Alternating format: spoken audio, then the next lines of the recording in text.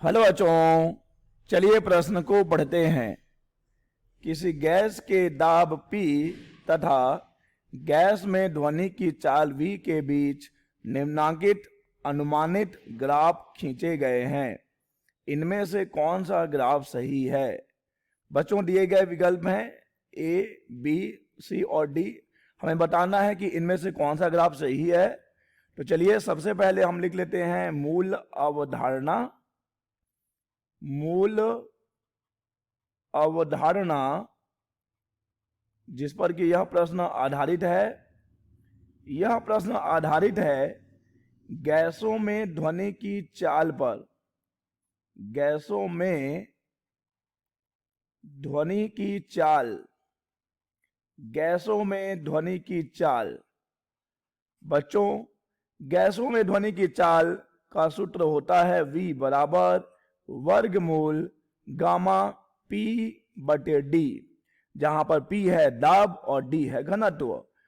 परंतु बच्चों, हम जानते हैं कि PV बराबर nRT होता है।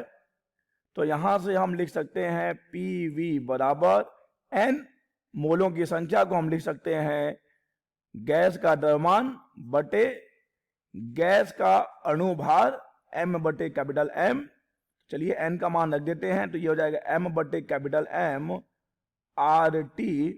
यहां से हमें मिल जाएगा P M बराबर M बटे कैपिटल V RT। बच्चों, M बटे V द्रव्यमान बटे आयतन होता है घनत्व। तो यहां से देखिए हमें मिल रहा है P M बराबर DRT। तो यहां से हम प्राप्त कर सकते हैं P बटे D बराबर RT बटे M।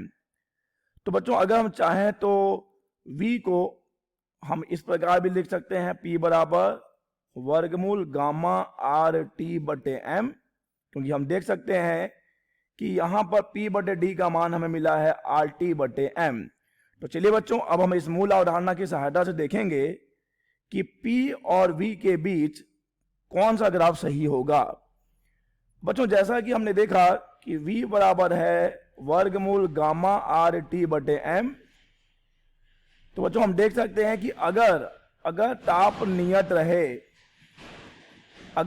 नियत रहे बच्चों, तो गैसों में ध्वनि की चाल क्या रहेगी? नियत रहेगी। गैसों में ध्वनि की चाल नियत रहेगी। यह तो दाब पर निर्भर करती ही नहीं है। दाब पर निर्भर नहीं करती है। तो बच्चों, जब गैसों में ध्वनि की चाल दाब पर निर्भर नहीं करती है, तो हम यहां से देख सकते हैं कि हमारा जो C ग्राफ है, जहां पर V और P के बीच जो ग्राफ बना हुआ है, V और P के बीच एक सीधी रेखा वाला ग्राफ, यहां पर V है और यहां पर P है। तो बच्चों, यह ग्राफ हमें बता तो रहा है कि दाब के बदलने से गैस की चाल में कोई परिवर्तन नहीं हो रहा है, क्योंकि गैसों में ध्वनि की चाल दाब पर निर्भर नहीं करती है। अतः बच्चों, इस प्रश्न का सही विकल्प हो जाएगा C। आशा करते हैं बच्चों आपको यह प्रश्न समझ आया होगा। धन्यवाद।